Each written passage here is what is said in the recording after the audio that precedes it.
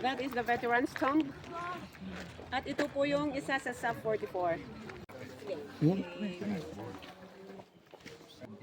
Lahat po ng bali na yan, yung matadanan natin, yun po ay nagsilbing libingan nila noon nung wala pa itong cemetery. At hindi po namin sila binibisita kasi kami naniniwala sa animism before. So, kami po ang kakatay ng manok or softly killing na manok, dinlalagyan po namin siya ng itag. At mag-atang kami doon sa bahay because we believe that they are the one who will come home and eat with us. At isa pa, gusto nilang pagsikat ng araw, may liwanag na, then they can communicate with the spirit of the nature. Yun po ang reason kung bakit nila gustong may lagay sa kuweba or sa hanging coffins. That's good.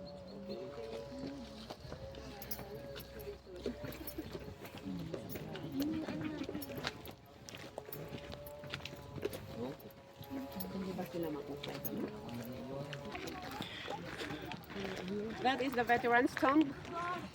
At ito po yung isa sa sub 44. PO3 Noel, Gulokan po siya. Opo, ito po.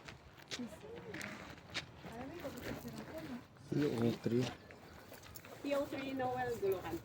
Ito po isang... Ayan, sa isa sa membro ng sub 44. Si Noel Gulokan. Ayan. Isa sa membro ng sub 44. Mamaya, tapos ng ano na, pagbukas na, lahat po ng mga puntod ay may naiwang mga chapel. Kasi lahat po ay may kanya-kanyang bonfire. Mamayang gabi po yun. Apo. Pwede po kami pumunta. Pwede po kami mamadedlet. Open na po yun. Exactly 6 o'clock. Yun. May pakain po yun. Wala po. Babaw na. Pesta ng patay, di ba? Pesta ng patay. Kapag pesta na.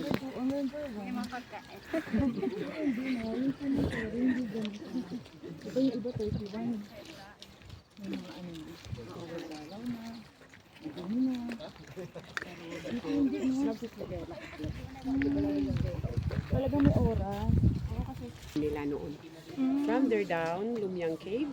Lumyang Cave is a mass burial cave and also that is the cave entrance of cave connection going out to Sumaging Cave. Pero sa ngayon, mas magandang sa Sumaging Cave na lang kayo kasi maraming tao. Falls sana ba? Falls sa may Falls, Bumada Falls. Pwede po rin ba kayo dito? No, Hindi na. by tour guide na po sila doon. So this served as the graveyard before. So kahit na maliliit po na kuweba dyan na pwedeng pagsuksukan ng mga patay ay Kahit saan also, there lang. are many hanging coffins here. Pero yung pupuntahan natin, yun lang po ang accessible na pinupuntahan. Dito hindi na pwede. Parang ano to, sagrado na. Ah, mayroon pa dyan. Mm.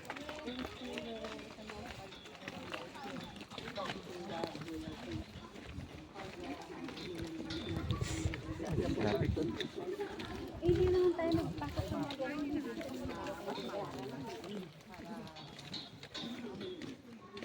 Ilang mulat.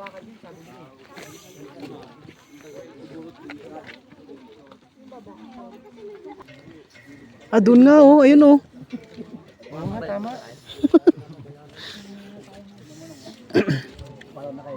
Di ba ito yung dragon fruit? Ay, dragon fruit. Iba yan, hindi yan. Ano ba? Hindi naman ako. Alam, Parang nakikain ng ulo.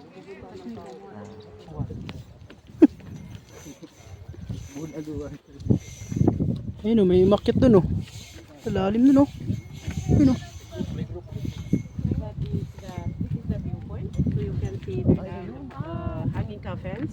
Mm. Pero makakalapit ka po tayo konti. Ah, paikot pala yan, paikot. Hindi makinig daw. Yan, para ano. This is the viewpoint. So you can see there down the hanging coffins that we are going to visit. And also, this is the place what they call Echo Valley. Bakit nila ito sinabing Echo Valley? Dito po naiiwan yung mga matatandang mga babae and mga members of the family and children. And they will shout the name of the dead body that they are going to throw down.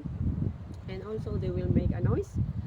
At sasabihin nilang reminder for those who are now there down. Sana hindi kayo mabubulabog, may parating po kayong bagong kasamayan.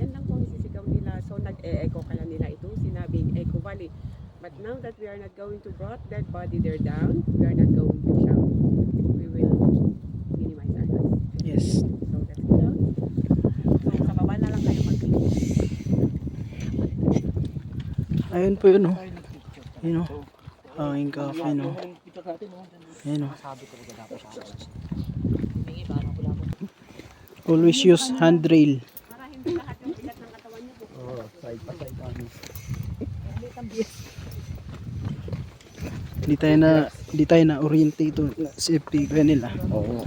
Dapat Hindi na hawak lagi sa ano, handrail. Kaya nga ako sa'yo nakahawak kasi nakahawak eh. One is happens there down. Yun po, yung kahoy po, no? There, pag daw magturo, Ay. kanya po, yung marami sila, hindi po sayang. Yan po. Ganun daw turo. Ano? Huwag daw duro.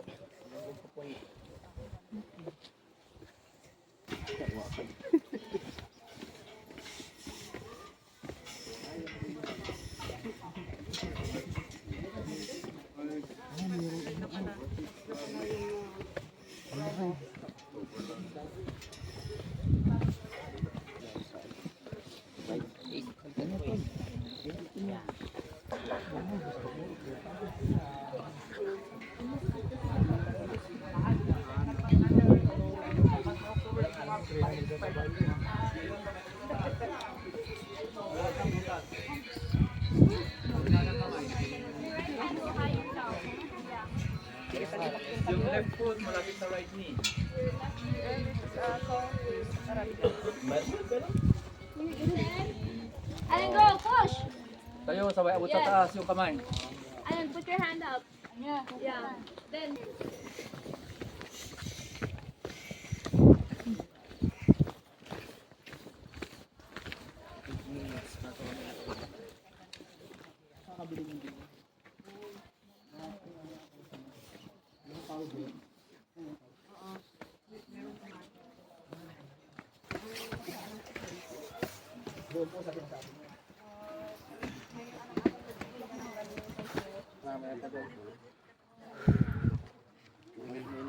Yung tingnan natin.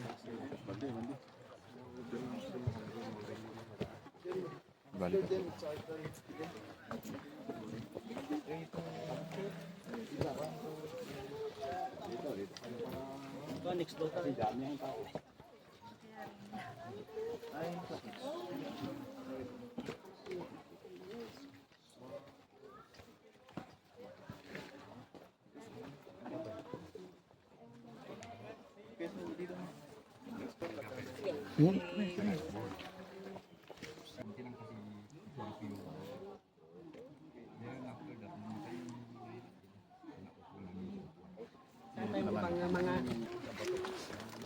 So ito na po yung hanging cafe. Accessible lang po na pinupuntahan ng mga turista.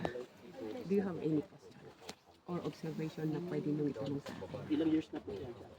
Okay, good question. Ano pa? Yung malilit po. Okay, ano pa? Bata po lahat yan.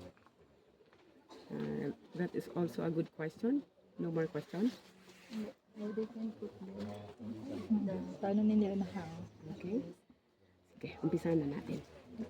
Welcome to the Hanging Cafe of Sagada. And also, there's a qualification of being hanged. Kailangan po kasi yan, elder. Pag sinabi nating elder, may mga anak at saka apo. Then, have a good character. Then, pure-blooded igorot. Then, namatay po siya sa katandaan. Na-answeran na ba yung mga wala pong bata? So, those small coffins, they turn them into a fetal position. Because they believe that they come from the womb in a fetal position, so they will return in a fetal position. Nakaupo siya. Kaupo.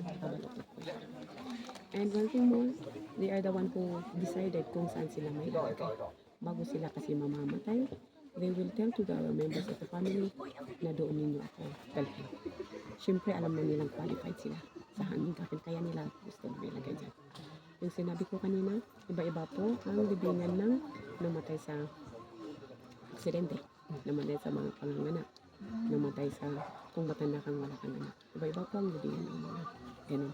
So, the qualification of being hanged, yung sinabi ko na kanina. So, in the first day, hindi nila pinoproclaim na patay yung isa tao. And also before, this was started 1960 at ang huli po ay 2010 December 22. That is the last. At noon walang embalsamo. Sa ngayon na meron na embalsamo. But before there were no embalming because the road coming here up in Sagada was just been opened 1970. So walang embalming. So ganyan po. In the first day, kakatay ko sila ng 3 baboy. Then they will chop that into small pieces to the ibang municipality. There were no communications before. Walang chat, walang text, walang sulat. Kaya yung pagdadala mo ng karne sa kanila, that is an information that their relatives namatay. Ganun po. In the second day, kakatay uli sila ng 2 baboy kasi ang ritual po ng isang tao dito pag mamamatay takes 18 to 21 na pig hanggat maka-anniversary yan for 1 year. Yun po. And in the second day, papaupo na po yung patay in 2 o'clock. You can observe that there is a part of a chair there in Sumbad's coffin. Pumunta po si Typhoon Igay dito at winasak yung mga upuan doon pero there are 2 chairs there and so ipapaupo na po siya. Nakaganito. Kita po ito yung All Saints Day namin. Yung All Saints Day, ganito po ang itsura. Mamaya po yan. Opo, sabay-sabay po ang tag. Sigano. Hindi pa isa-isa. Salon or fireworks that comes from the pine trees. Then after that, yun po, sinabi ko, papaupo na po siya. Nakalagay po siya doon sa upuan niya within 24 hours kasi yun po ang weight namin or laman namin. So, proclaim na namatay na siya. So, early in the morning in the 3rd day, they will come here and they will do the scaffoldings or ladders para lang may pwesto yung kabaong. Kasi mauuna yung kabaong early in the morning in the 3rd day. Mauuna. After lunch, para makumpleto yung 24 hours na nakaupo po siya, ay babalutin na po siya ng death cloth. Dito po, yung ganitong cloth, hobby po yan, hindi lang basta-basta yan. Wave po yan with the color of black and white. So, yun po. Pag malaki naman siya, babalutin siyempre para makasya sa kumot. Tatalian siya ng ratan. Then, the first that will carry from the house will be the children. Kaya nga sinabi ko, kailangan may anak siya. Kasi sila ang unang bubuhat dyan. Just imagine, for 3 days na walang embalming. Can you imagine that there are some na may tumutulo na o may dugo na lumalabas. But they believe here before that pag natuluan ka ng dugo, that is a good luck to you. So sila, pinag-aagawan. Mas gusto nila, no? Mas gusto po nila. Oo, hawakan or buhatin. Kasi nga mahirap yung daan. From the house to here. Ayan po. So, bali, pati babae, pag gusto niyang buhatin, pero nakaalala yung mga lalaki. Gusto nilang sila na rin ang bubuhat. And that is our belief. So, pag nakarating na yung bangkay dito o sa ibang lugar doon, siyempre bubuksan na siya. Pupwesto na po sa kanyang coffin. Kasi nakarili na po ang coffin niya. Aayusin yung buhok, siyempre. Kasi kami, pag yung mga buhok ay natatakip sa mukhang may paniniwala silang mali yun. Kaya kailangan ayusin. At saka kailangan yung members of the family will assist. Kasi pag bumagsak ng bangkay sa lupa, they will repeat the ritual. Kaya kailangan talagang assist din yung mga members of the family. Po. After that, pag nandito na po siya sa, yun na nga, yun ninyo yung daan, yung nadaanan natin, yung sinabi kong old road, doon po nila ibababa yung patay. So, ganito po, talagang mahirap pa. Pero, pag kasi yun ang sinadjust ng members of the family, talagang kailangan gawin lang mga tao. So, that's it.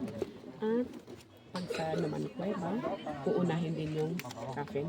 Ipupwesto sa kuweba din. Tatalian uli nila yung bangkay that follows, then ipupwesto pag nakarating na ito doon. Ganoon din po. Ang ritual po hanggang sa ngayon ay ginagawa po namin. Kaya yun po, 18 to 21 na baboy, kailangan ang kakatayin ng sa isang isa. And also, ito po ang gamit namin during our festivals or pag may occasion na kami. Yung gatan at saka wanas. Yan po. And also, we are celebrating the Thanksgiving before planting rice and after harvesting. Only to give thanks to the Lord for the blessing. So, we are doing birdnest. In our dialect, that is birdnest. So, pupunta po yung mga kalalakihan sa bundok. Doon sila matutulog kasi they offer prayers there. Then, early in the morning, uuwi po sila. Then, kakate sila ng pig. Doon po sa may traditional house.